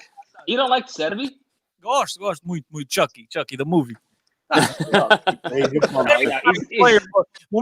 Cristiano, não te disse que ias andar à cabeçada com os gajos? You guys, I to the Benfica podcast, you know how I feel. I have a very strong opinion regarding Benfica. If Benfica really inspires to be who we as Benfiquistas, where we want them to be, right? The Servis of the world, the Samaris of the world, and those guys have no place even being on a practice squad. Servi's a nice player, but when you think about a player of Servi's quality, right, guys? Or just about any player, forget that. When we think about a professional player that's at a big team like Benfica, and the best thing you can say about the guy is that he works hard. What the I mean, come on, really? Like, that's your job. You work hard? You're good. You work hard. Oh, let's give you That's exactly what Ramirez was in Benfica. He was a workhorse. Yeah, so that's Servi, man. How does he say Servi doesn't have quality, man? You got to add quality to the work rate. Now, Servi has quality. At work rate, you're another Andrade. And what you wind up doing is coaching a female team at Benfica. I mean, that's Andrade was terrible. Don't even talk about Andrade, dude. The memory I have of Andrade is when Benfica went to Celta de Vigo e chegou a casa com saquinho cheio delas. I lost you. I didn't hear. I have PTSD from that game. Oscar Servi's a nice player. Maybe a left back. Maybe he could be the backup left back. I've been saying that too. He's probably better than Grimaldo. I'd really like to see them try Taarabt on the left. I think he's done it in the UK, if I'm not mistaken. He's played left wing before. I'd really like to see them utilize him there. Wait, Taarabt, he actually played in UK? I thought he was like sent off because he sucked. And at QPR, and he seasons at even at Tottenham, and then he had a spectacular 6 months at AC Milan, where we all thought they were gonna keep him, and for a reason or another, they decided not to keep him. And that kid ruined his career. And you like to party too hard. Andava no calor da noite. At a very young age, they started comparing him as the next Zinedine Zidane, and that shit, crap went to his head. And look, and Mikey, you and I have had a lot of these conversations. I haven't had these same conversations with these gentlemen here, but I had the privilege of sitting down for about an hour and a half with Adel Taarabt, and I already love the guy. Right? Everybody that knows me, listen to the Benfica podcast, knows I absolutely love the guy. But after I walked away from that hour and a half conversation I had with him, I love him even more. I mean, it's easy for us on the outside to sit here and criticize players, but we forget these guys are human. And when you go to a country and you're all alone, things get rough, man. I know we just look at money and, like, you give me that type of money, I'll be happy. But professional footballers, they're only happy if they're on the field playing. And unfortunately, things didn't go right for them right from the get-go. First training at Benfica. And when you're Queimado by your coach, bro, there's nothing you could do. Like you said, I could have been the best player or the worst player. It didn't matter. Nobody was going to take notice. So I think the guy is look, he's got world-class talent. I know he's not a world-class player no more. He has a world-class talent. He's got the ability to do things that I don't think anybody else in Portugal can do. Thing is the consistency. And obviously at 31 already, doesn't have the same energy level you once had. And I think he, as you guys mentioned before, I think it was you, Oscar, right? That he, the guy's always going like 1,000 miles an hour. This is a guy that had to really reinvent himself since he's arrived in Portugal. He came in as a lazy number 10. Give me the ball, get out of my way. Oh, I lost it. Okay, you go get it, give it back to me. And all of a sudden, he found himself on the sidelines. No matter what he did, he wasn't being given an opportunity. And like he told me, he thought about retiring, but he loved the game so much that he said, "Look, I need to reinvent myself." And you see the guy. There's few guys on the field that work as hard as he does. You see the guy actually trying, busting his ass to keep behind. He just doesn't know how to defend. And like he winds up with a clumsy foul, yellow card. But the guy tries. He's always tried. I understand not everybody likes him. I respect that because we all have different opinions. But I feel bad for the guy, and I'm a huge fan of his. So I hope that JJ finds a way to straighten this guy out, get a 6 behind him. I don't even think he's an 8. I don't think he should be playing to you. But on this team, that's where he's going to play. What should he play in your mind? Free behind the striker, Luka. That's why I think he's the best. And I like Luka as well. I love Luka. He's been fantastic here in the start at Benfica. But I think you give Adel Taarabt the free role, just let him go wherever he wants. And I think that's where he's best suited. But guys, it is what it is, man. You got to take the good with the bad. Yeah, I think you can't give him responsibility to have to defend. I don't think he's good enough at it, and you lose him in deeper positions on the field where you'd much rather have him in the final third where he can just pull the strings. One thing is, like, Adel is probably out of the Benfica players on the roster and probably for years that has had the most chances. Believe it or not, he's been on the B team, he's been on the way out, he's been on the way whatever it is, how many times, and now he's back in the lineup. So a lot of the players in his shoes would have been gone a long time ago. Vieira even said 1 year, said Adel comigo não joga mais. Did he not say that? He said that. No veste mais esta camisola. Right, and now he's in our starting lineup most of the time. So he's given him plenty of chances. I don't know how many more he needs to maybe Jesus is the guy, like you said, is the guy to figure him out. But look, I get that where he's trying and all that, but he needs to put the games together to be like we're giving Sedvi shit for trying so hard. Then we should say the same thing for Tarab. Tarab makes a lot of mistakes, and sometimes it's crucial. And I get that he's probably the most talented 8 that we have in reality, but he needs to cut the shit with the mistakes. Like the bad passes that he does sometimes that lead to counterattacks, it's killing us. And once if he does figure that out, then I think he's probably our best player there. And maybe Cristiano brings up a good point. If he has the free roll, more up top, more offensive, those mistakes can happen. I can see that, but like at the same time, I don't want to sit Luka. I think Luka and Darwin have a great partnership right now. Shouldn't. You're absolutely right, and I don't think JJ will do that. Last season for Laj, because Laj is the guy that really revived his career, right? Gave him an opportunity because Laj worked with him every day on the B team, and he saw that. Look, the teammates loved him, and Laj saw the type of attitude that he had. The guy was actually trying, so he revived them, and that's why I think it was you again, Oscar. I mentioned Vieta said he was never going to wear the shirt again, and that's why he wore it because he proved himself on a practice field. And he comes up and he played a couple games in that number 10 role. But at the time, last year, they just had such a difficult time. If you watch those games, there was a huge gap in between the lines. It was Delta by himself, and the 2 guys playing in the center of the park never got him the ball. So he'd have to drop back and get the ball because those guys had a difficult time getting him the ball. And then I just think that the whole system around Tarap, maybe it's just not set up for him to be successful at Benfica. But I do think that with the right, tactical approach behind him, I think the guy still has a lot to give. When do you think, Cristiano, the whole Benfica, because Benfica, remember, last year, first half of the season, we were undefeated other than one loss against Porto. Mm-hmm. It was like all wins, one loss. When do you think was a turning point for you? The turning point last season, I think, obviously when we went back to the Dragão, and we were still in a decent position at the time. Obviously, we had an opportunity to go up 10 points, right? With a draw, still been up 7, walk out, most likely champs. But once we went up into the Dragão, or like I like to call him, the Ladrão, the fruta, like the intimidation factor and the pressure just mounted. And I think from that moment on, instead of coming away with a 10-point lead, we came away with a 4-point lead. The very next week, we play Sporting Braga, lose. Now it's 1 point. We start, shaking in our boots. Yeah, lost control after that. I think that was the game. I agree. That's the part of the game. I think was the when we brought in Weigl. I really do think so. I think we were I think him coming in, it changed the whole midfield. And that's the problem he brought up against that being far away from the midfield was with Weigl in the lineup.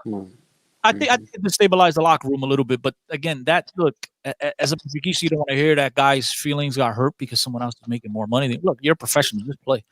You know what I mean? Like if somebody gets paid more money than you, bust your ass, do better, maybe you get a raise. You know what I mean? There's different ways to look at it. I don't think you as a professional should sit there and pout. At the end of the day, the club's bigger than you are. And there's 3-4 guys we could point the finger at. So, I mean, I don't want to come on and crap on anybody. No, that's what it's for. It's just made almost like as soon as we brought him into the lineup, for some reason, we were losing against everybody. I mean, like people were just like not playing like they forgot how to play soccer. It's like how it worked. It wasn't the lineup. It was when he came in the locker room, and all of a sudden, I know. Well, egos. And that's when, I think that was a turning point for me. That was a turning point for Benfica's season because I think we had that championship won. When we went to Porto, even if we lost the 2 games against Porto, we lost the first round and we came back and won the next 3 or 4. It's just like as soon as Weigl came in, when Weigl comes in, I think. And I'm sorry, guys, I talk too much. No, that's good. I'm gonna let everybody talk. Everyone's able to jump in as they please. Last year, when you might be right. You might be onto something, right? When Weigl don't inflate his head, dude. The kid loves conspiracy. All of a sudden, you look at a guy like Fiorentino and a guy like Samaris, who were a huge part in turning the season around. Obviously, the year before, Benfica was in the opposite situation where we found ourselves in last year, where Benfica was trailing Porto by 7 points going to the Dragão. went 2-1, and all of a sudden, obviously that was one game that, we're able to make up 3 points, and we wound up on top at the end of the year. And I think once Weigl comes in, Eagles start getting affected. All of a sudden, Samaris and Florentino, who was so important, start taking a back seat. And some guys in the locker room didn't like it. Now, look, us here, the group, I want that from you guys. I want you to have my back at all times. That's what friendships are about. You understand what I'm saying? But we're not getting paid millions of dollars. At the end of the day, it's about being a professional. I understand you might not like it, but you have an obligation to live up to your contract. You have an obligation to do your best every single week. Not about being upset because my boy Mikey didn't get a like on his Instagram by the other Mikey. You know what I mean? Like, yo, Mikey, that's wrong. That's the type of little kid stuff you do in the playground. But I kind of get it. Right? They're friends, but you have to perform to your best of your ability week in, week out. And I think, Oscar, like you said, man, there's something to that for sure. But I'm still against the guy's attitudes at the end. 100%. I agree. But we like you said, we don't make that kind of money. But you have to understand, a player like Weigl comes in, he's expected to play because we paid $20 million for him, right? So a player that's in there, he's probably having a great season, the first half of the season. He knows he's going to sit because this guy has a tag on him. He has a price tag on him. That messes around. Even a Delta up. Damn, this guy comes in and takes my spot because they didn't pay $20 million for me and they paid $20 million for Weigl, so he has to come and play. Same with Darwin. Seferovic, I don't know. I'm surprised Seth is not hurt right now because Darwin comes in with $25 million tag. He's obviously going to take his spot. Mikey, this is not. What state you live in? New Hampshire, New England? Where you live in? Who, Oscar? Me? Yeah. I live in Florida. Okay. This is not the Florida PSA League where everybody gets a participation medal. You get what I'm saying? This is big boy soccer. When you're a big boy soccer, you're going to have big boys coming in and out. It is what it is. Look, just because you get paid more than I do, all it means if I want to get to that level, I got to perform better. Just like all the players at Real Madrid, Barca. Imagine these players all pouted when another guy comes in making more money than they did. These teams are all faulty. This is big boy soccer, Mikey. Look, your feelings get hurt. Don't be throwing my name out there. It's Oscar. Your feelings get hurt. John Webb's mine. Hey, no. I totally agree with that. There's one thing with being soccer and thinking, okay, we all play for the shirt and we play with Garra, but you're talking about careers. If somebody sits on the bench, they're not gonna get sold for the money that they. So that's their personal career they're thinking about. So I get what you're saying. Better, you don't sit the bench. Yeah, but then let's say they don't get sold, and then the career is done. Or like some of these guys end up in like life of a footballer, man. I get it, but it sucks. It would just get a morale killer a little bit, I think. Yeah, it doesn't matter. I don't care about people's morale. I just want the best fucking. You don't. I want the best players for the game. If you have a job and somebody got hired on your job, Jason, right? And just for your computer, you get about hurt too. Sports, bro. How many players on the Benfica squad? You have 25 players, right? Regardless, you're gonna have players playing your same position. You have to beat them out in practice, regardless of what you're doing. Not if you have a price tag on you, dude. If you have a 25 million tag like RDT had, he had to play, or else he gets sold. He had to play. You injure him. Tell Vieta to sit a $25 million player. Or you fake Corona like Weigl, so you don't have to be on the squad. Oh, here we go. I was waiting for it. Another one. Do you think he's got something there? Do you think this whole Weigl thing is a BS story about the coronavirus to just get him out of the team? There was too many tabloids like in the past week of him wanting to leave and not wanting to be there and so on and so forth. So, I mean, why not? Wait, Weigl got called up for the German national team? Not this week, but he. So how the hell did he get COVID? The fuck's he doing? Not this week. And he just had his kid this week. Or got engaged, or whatever happened. No, his wife was pregnant. They took pictures and they posted them. I think might have been when they went to the doctor to get the ultrasound. Maybe they look. You may think it's weird, but right at this point in time, where the professional athletes are like going stadium, I expect the athletes to kind of be very cautious about, like, especially with the. They are, dude. You know how many conditions they have. It's not like really bad question to ask when the hell he got COVID. Like I figured that he just went to practice. I'm hoping he didn't affect anyone else because that would be. Jason, these guys are knuckleheads. Jason, they're no different than you and I. They're going out and about. I agree with that, but these guys are partying. The single guys got different females. Cleaning ladies, cook. No, the real reason. This is my theory. Is here we Darwin, go. Darwin Darwin foi enrabado lá no Brasil, right? So he came back. so Weigl's like, tô tomando massagem, filho. Os dois apanharam o fucking vírus. That's my story. Dude, fix your clock. All right. So I have two more hand-picked competitions here, which are going to be very interesting to hear the opinions. But before, again, probably got 5 minutes left. Add your captions if you want. It might be too late to get enough votes, so vote for someone who you like their caption, and the winner will get $25 gift card to your preferred coffee shop. I'll show the picture again just so you guys remember. There it is. Cardozo pulling David Luiz's hair. All right, the two hand-picked, and then there's two comments that I want to bring up before. Let me get this picture off. Before we jump off as well. Ruben Diaz or Nico Gaitan? Dude. I knew this one would get good ones. You cheated. You guarantee you went through the little. I told you I handpicked. I'm gonna go with Nico. I love Ruben Diaz, but I'm gonna go with Nico. Yeah, I agree. Nico. I love Ruben Diaz, but it's tough. Mikey, Kenny. I'm gonna go. Yeah, Nico. I don't even have to think about it. Wow. Yeah, man, unanimous. Nico, man. I thought there was gonna be some people gonna be jumping on the Ruben Diaz bandwagon, but Greatest 1-2 goal of all time. If you picked the Nico Salvio, that would have been even harder. No, that's easy. No. Nico again. Still Nico. Dude, you want to do a hard one? Nico and Cardozo. That'll be hard. I got a hard one here for you guys. Isto agora. Nico Isto vai fazer faísca. That's Cardozo. João Vieira Pinto. Wow. That's it. That's my Or One's easy, Mike. Why you think that one's hard? You think that's hard? That's it right there. João Pinto. I don't care. That's easy. João Vieira Pinto or Rui Costa? Me, baby. João Pinto. Every day. Rui Costa. João Pinto. Número 8. Mikey. Now, João Pinto's history in Benfica can't be beat. What are we talking about Benfica? Right. If we're just talking about this, the Benfica performance, then it's probably Benfica. João Vieira Pinto. I know João Vieira Pinto did more because he was there longer. I'm not disagreeing with that. But for me, Rui Costa holds just a complete different symbolism that I wouldn't be. If I had the choice to make a roster, which is the point of the game. I'm with you, Mike. I'm with you. If the president comes to me and says, listen, tenho aqui dois jogadores, podes meter na tua equipa, qual é que tu queres? And the guy says, tens aqui o João Pinto ou tens o Rui Costa? Você tem mais raça que todos os jogadores que tem aí, pá. Then I'm sorry. Then I'm guys. I've been answering this all wrong then because I guess the rules of the game. I thought it was about at Benfica. You're talking about careers. Then I mean, look, as much as I basically, if you're picking your team and you have these two options, who are you picking? I thought we were talking about at Benfica. No.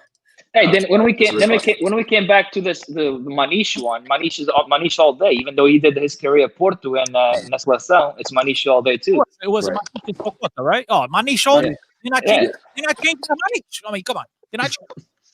I'm sorry, I'm going with João Pinto. João Pinto was he dude. It's my childhood idol, dude. Yours was Rui Costa. Mine was always João Pinto. I always loved João Pinto. Love that guy. He was the smallest guy on the field. But he had the biggest heart. He always balled out. I think Pinto doesn't get the love he deserves. One thing that is, as you guys know, the story of the Verão Quente in 23-24, when Paulo Souza and Pacheco went over to Sporting, they did everything they could to get João Pinto to do the same. And if João Pinto had gone, you would have got Rui Costa, Isaías, Vitor Pereira, all those guys would have followed out the door. And I think Benfica today owes a lot to João Vieira Pinto. Even though they went through very dark years, he stayed. They won that championship that year. If you guys recall, he went to the Alvalade, scored 3 goals, beat them 6-3. When that team with Malakov, Weigl, Peixe, Paulo, but that whole team was stacked, and Benfica still found a way to come out on top. And we owe all that to João Vieira Pinto because that João Vieira Pinto left, I mean, the building would have collapsed. So I think he deserves love and respect from Benfiquistas. I understand a lot of them were upset that he went over and played, for the Lagarto. But let's not forget, he was pushed out the door. Benfica basically told him, look, we don't need you. So, I mean, it is what it is. Don't be mad that your wife went to sleep with your best friend when you push her out the door. It is what it is. That's put the no coup. And that's exactly what he did. And I think we owe him a little bit more respect. But, I mean, look, Rui Costa is my favorite player of all time. I didn't say he's not the greatest of all time. I've seen 10 players better. But yeah, I mean, if you're going based on that, it's Rui Costa all day. Mikey, did you give an answer? I didn't hear. Rui Costa. Okay. You changed your mind last minute just because of the tweet. I know you did. Because we talked about Korea. I also thought we were talking about Benfica. Cristiano sold you, motherfucker. He's a salesman, dude. He's a salesman. Earlier, my point with Manish was the fact that he didn't do shit on Benfica, so I picked the opposite. So with this one, it's Cristiano could sell ice to an Eskimo. I want to run through the questions real quick, and then we're going to tally up the captions to see who won. So just get some quick answers here. Joaninha says, most memorable goal, obviously encompassing Benfica. Who won? What do you guys say? I know Jay's. I'm going to go first. It's what Cristiano mentioned, that goal from half field, João Pito's first goal when he scored the hat trick. I also like the second goal, too, where he did that little couple feet and buried it. So to me, it's when I first started watching it. When I saw that game, I was like, I fell in love. Like, I fell in love with João Pito. I fell in love with Benfica right there and then. So I will go with that. Can I go next? No, go in order, dude. And I'll go last. I talk a lot. Okay. I came out New York. Hey, I'm going with Simonzinho and Anfield against Liverpool. That was a good goal. Aquele golo até me arrepiou, caralho. Dude, that was o chapéu do Coco. O chapéu do Coco. Remember that guy, the commentator? O chapéu do Coco. That was such a good goal. Oh my God. You beat your diaper at the time? Não, aquele diaper, cara. Foi em 2005. Mikey, you were seniors, dude. Mikey, what's your most memorable goal? Probably Louis Allen's goal in the 1-0 result at home against Liverpool in that same leg. Oh, dude! I thought you were going to say the Sporting game. I thought it was against Ricardo. I was going to say that against Ricardo. So Louis Allen's late header there. It's memorable. It's most memorable because it was just me and my brother. We were on this cruise ship. We found this bartender who was just alone. We asked him if he could get the game for us. 20 minutes of finagling the TV, gets the TV on for us so we could watch the game. It was just me and my brother, and of course Louis Allen scores that late header. Me and him were just screaming in this bar. 2 kids, like not even supposed to be there. Going crazy. Like that to me is probably one of the most memorable moments for sure. Kenny? Yeah, well, Oscar stole my thunder because that was my most memorable goal. But I'll pick another one. I'll take. No, I'll go that same game with Miko Lee.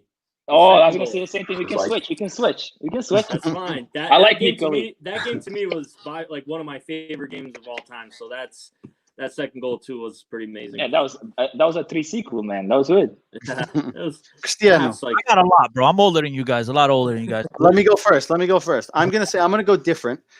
I know it's easy to pick a game that we won. There's a lot of good goals that I like, but for me, the one that stood out there's 2 goals that stand out for me. One in my childhood. I don't know if any of you guys remember Iliev, Bulgaru, blonde guy, scores a bicycle kick. I can't remember who it was against. I was young. That was probably one of my first memories of Benfica. That for me was the big goal. And the other goal was Pierre Benedonk marcou penalti no Estádio da Luz. And Benfica was hold on. Let me tell my story, dude.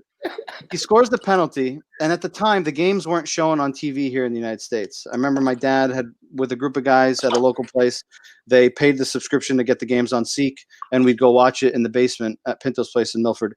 And Benfica was losing that game. I think we were losing 2-0, and he scored the penalty, made it 2-1. And when they scored, I was the only one that jumped up and celebrated because everyone was just like dejected at the fact that we were just about to lose this game at home. And for me, like that goal will forever live in my memory because it's like these guys were just completely shattered that they didn't even celebrate the goal. And I get it, we're losing. But for me, it was like my instinct was I'm going to celebrate anyways. I don't care if it's 2-0 and we just made it 2-1 and the game's almost over. But for me, that was like the 2 goals for me that like stand out. And obviously there's many more that got a different reaction out of me. But I feel like it's easy to pick a game that like we won and it was an overwhelming result. So I'm going to go different side of the coin there. Oscar, bebe outro copo, too. Don't be giving me those eyes. Good. I'm waiting for the Benfica Memorias to be over. Next on episode 2, Cristiano Benfica Memorias. I have a lot of them. I have a lot of them to choose from. There's 3. right? That when I just one as a little kid, 1994, Benfica Parma started to lose. Ricosta does a little juke, gets the boom goal. We wound up actually Vitor Pineda missed the PK and go to Parma. We lose, get knocked out. I believe that was the semifinals. Mazda got a red card in one of those games. Not negative. Not In the game I started to lose. And then another goal that I think there's so many of them, bro. You got the goal. I think it was Cardozo. You got the whole play against Sporting. Nico Gaitan, I forget. I think Lima. Yeah, Nico Lima. Oh, wow. That's what I was going to mention next. I think that was against Juventus. Another build-up play by Benfica Juventus in the semifinals of the Europa Cup a couple years ago. And Lima kills it upper 90 Buffon. Yeah. Oh, what? I mean, there's, and then we went 2-1. And there's another one that, because of the importance of the game, the André Gomes at home when everybody. Dude. You know what I mean? There's so many to pick from, though, man. Like, another one that when Zebu passed when Rodrigo scored the luge went nuts, dude. Yep. And just hearing, like, I actually saw the replay on that goal, and just hearing the crowd, it just like got me goosebumps. I'm like, damn. We're all in my house. André Gomes scored. You know, another one of my favorites was when Petit scored on Dragão, and then after like 2 minutes of the argument, it didn't count. But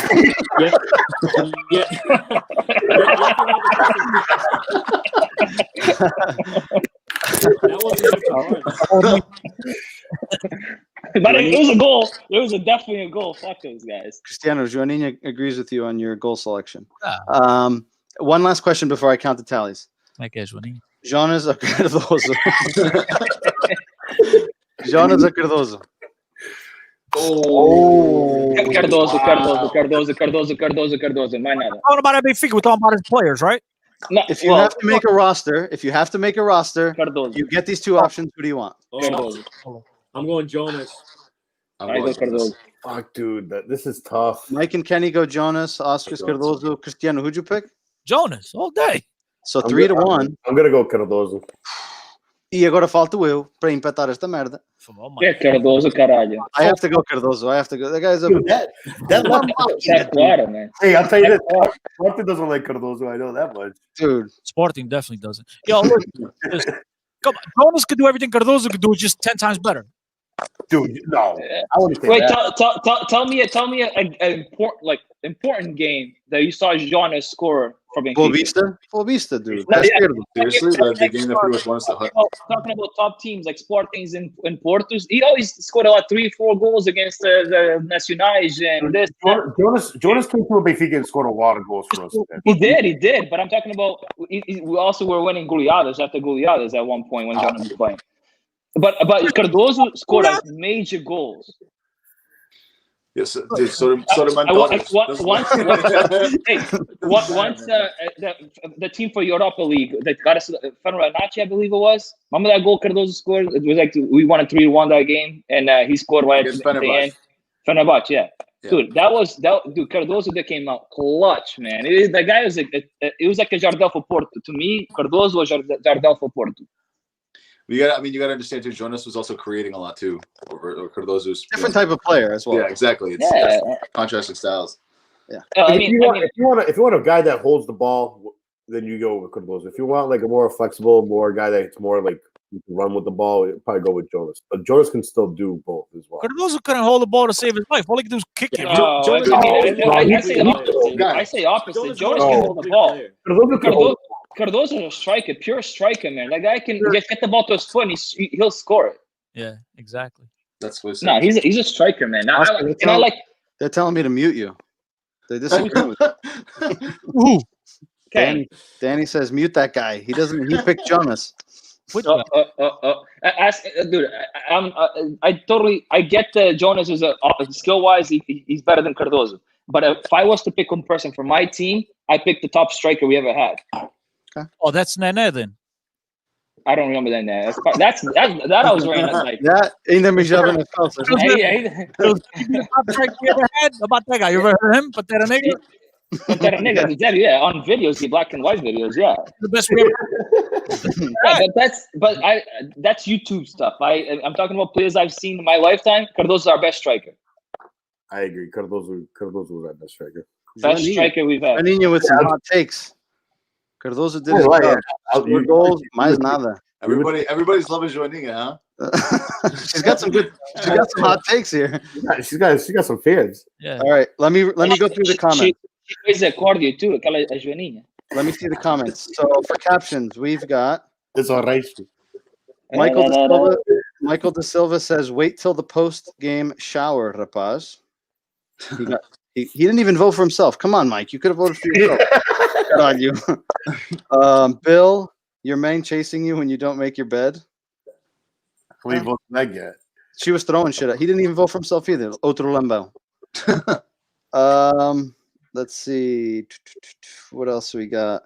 Antoy, maybe he's born with it. Maybe it's Benfica. She got 2 votes. Okay. She's in the lead. Dom, when Maria doesn't make the salpicão right. That was a good one. You got two votes, so they're tied. Tiago's comment, when you don't get the thing over there, he got 2 likes, so they're tied. Caption, Oscar saying, I scored, yeah. Mike saying, you were offside, stop celebrating. He didn't vote for himself either. And nobody else voted, right? Because Oscar always scores on sides. Let's see, who else we got here? Jesus, Juve, Weigl. Danny had one earlier, right? Danny's. Esmeralda, vem pra cá, meu caralho. No, that's mine. That got 6 likes. Didn't Dom? I thought Dom wrote something funny too. Hold on, I'm scrolling. Dom wrote the when you make the salpicão. Dom was a salpicão. Yeah, that was good. Paul got 5 likes for "Can you start taking calls like the hub? I want to dial in." Damn, he got 5 likes for that. Not even bad. Well, was even captioning? That's not a caption. No, I'm saying he got 5 likes for that, and then I invited him. He didn't want to join us. That might be the last one. Let me see. Yeah, I don't see anyone else with more likes. Man, guys, I thought more of you guys would participate. Yeah, so looks like Danny won it. So congrats, Danny. Esmeralda vem pra cá, meu caralho, wins the It's a good one. It's a good one. So we'll reach out to you. Figure out what your preferred choice of coffee shop. Get you $25 gift card. Thanks everyone for tuning in. I know that we went a little bit longer, but thanks for sticking with us. We had some good interactions, some good comments. Hopefully you guys enjoyed the discussion. There was 6 of us today. It was more than normal, but I think the conversation went well. There was a lot of different opinions, a lot of views. Again, if you want to be part of the conversation, you can always reach out to us, and I will put our information here. So Cristiano joined us late, so I didn't have time to add him to the slide here. But myself, M Gonçalves 10 on Twitter, Oscar's OB Portugal, Jason is Tank Defont, Kenny K Defont 4. Mikey is Mikey G5643. Cristiano, tell me what your handle is, because I always get it confused. There's zeros and O's and C's and 10CO10. Nice and simple. 10CO10. Mais nada. Okay. You can contact us at ucontinubenfiquista@gmail.com. Again, if you have any questions, you want to join the conversation, let us know. Check out ucontinubenfiquista.com, the website. We have articles in English and Portuguese for all your liking, whichever you prefer. You can check us out on Google Podcasts, Apple Podcasts, on Facebook, O Continue Benfiquista, on YouTube, O Continue Benfiquista as well. Subscribe to the channel, hit the bell button. On Instagram, O Continue Benfiquista as well. Paul says he wants a large iced coffee. You didn't add a comment, Paul. You don't get it unless Danny's nice and shares with you. Great job, guys, from Tiago. Thank you, Tiago. And he's a Portista. Any last thoughts for you guys? Any last thoughts? I really hope that we go there and smash them this weekend, man. We need some confidence, and hopefully we get the result that we're all looking for. I'm not worried about the Paredes. I'm more worried about COVID. I hope that the two players that got COVID, I hope that's the only 2 players that get it. I hope it's not one of those that happens like 2 today, 3 more tomorrow, another 3 next day, because that will kill the bad momentum we already have. So maybe it just keeps on going. Well, I just want to say thank you for inviting me on the podcast. It's been a pleasure. You guys do a fantastic job. Keep it up. And Mikey, next time I'm on, hopefully you can bring Kenny on, to speak to him since you Dude, he's thinking. Deixa o rapaz. Está com frio, já está todo embrujado lá. I got nothing to say. I got nothing. Yeah, like a long day. And he says Seth scores 3. Mikey, any last thoughts from you? No, thank you guys for having me on. It was really a lot of fun, and Cristiano, great meeting you as well, man.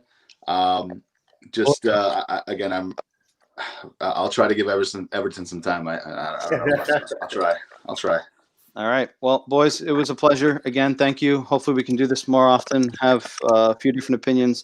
People might get sick of just the 4 of our ugly faces having discussions with each other. So it's good to add a little bit more dynamic to it. Again, everyone watching, listening, hopefully you enjoyed it. And again, check us out on social media. Don't forget, you won't regret it. I'm going to close it off with a video. But again, I want to give a shout out to Exotic Dream Rental, Patrick, for providing that $25 gift card. Again, Daniel will reach out to you to get that all squared away. Thank you, everyone. Have a good night, good morning, good afternoon, depending on when you're watching this. And, of course, Viva Benfica. Viva! Take it easy, boys. Agora fechem os olhos e pensem no Benfica. Sintam esse arrepio que vos percorre o corpo todo. Esta é uma nova era de glória, graças a Deus que estamos a ser abençoados com tudo isto. Podia dizer que a partir daqui morreria feliz, mas não. Eu não me quero ir embora sem antes ver realizado o maior sonho de todos os benfiquistas: vencer na Europa. Depois disso, podem levar-me. Vou feliz.